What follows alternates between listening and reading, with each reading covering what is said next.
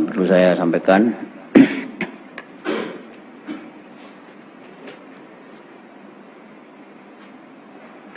ada suatu berita yang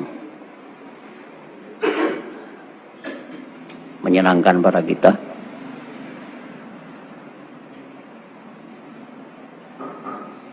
Bahwasanya dengan adanya musibah yang sedang melanda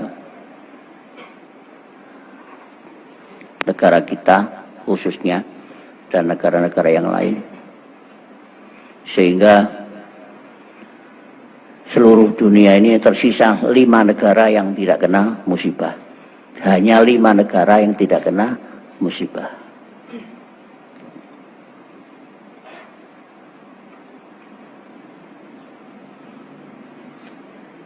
Musibah itu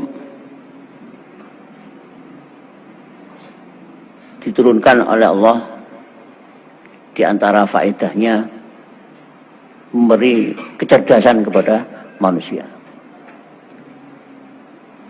Kecerdasan yang bermacam-macam.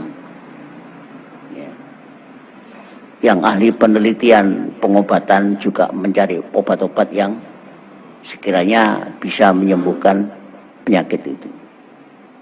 Kemudian penelitian yang berikutnya, bentuk apa penyakit yang sedang melanda negara kita itu, bentuk penyakit apa.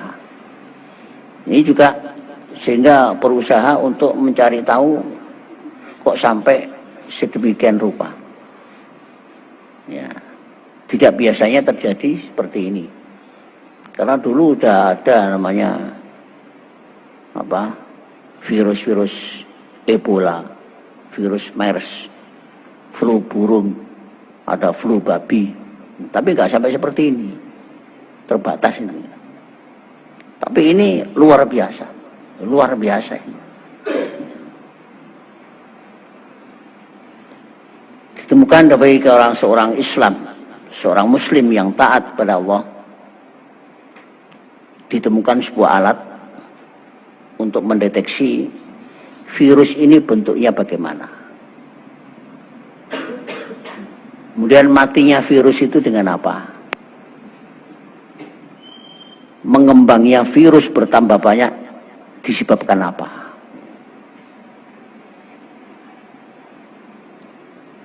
Ini di Indonesia hanya menemukan sebagian saja, yaitu dengan mengeringnya badan dengan obat-obatan yang sudah disediakan, ya. Tapi di negara Jerman luar biasa menemukannya, yaitu dengan azan dan bacaan Al-Quran. Ini yang kita ambil manfaatnya. Jadi di Jerman itu sekarang 550 masjid terbuka berjubel manusia untuk membacakan istighosah, membacakan Al-Quran dan azan beberapa kali. Dengan memasang alat untuk meneliti virus tersebut, maka ada bedanya. Setelah mendengarkan azan, virus itu mati, ya, tidak gerak sama sekali. Bacaan Al-Quran juga begitu. Mendengarkan bacaan Al-Quran juga begitu. Mati. Ya. Jadi sekarang itu di Jerman itu banyak pendatang dari mana-mana menuju ke masjid. Kebalikan negara kita. Kebalikan negara kita dikosongkan masjidnya.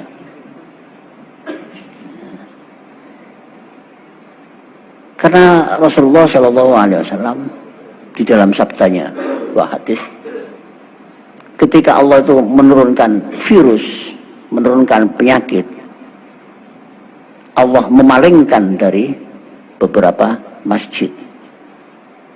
Begitu dekat masjid, virus ini menjauh, tidak pernah mendatangi masjid. Karena selama ini kita semuanya tidak pernah kita melihat sebuah kemaksiatan dilakukan di dalam masjid. Kalau rumah sih mungkin terjadi, kalau masjid Tidak ada.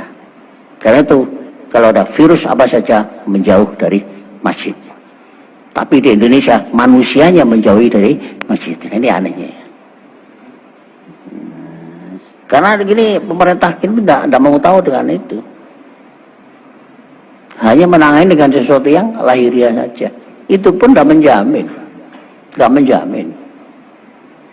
Dilarang dekat jarak 1 meter. Bagaimana? Suami istri jarak 1 meter itu kemana? Apalagi yang mantan baru aja ya. Jaraknya 1 meter lebih ya. Bagaimana caranya ini?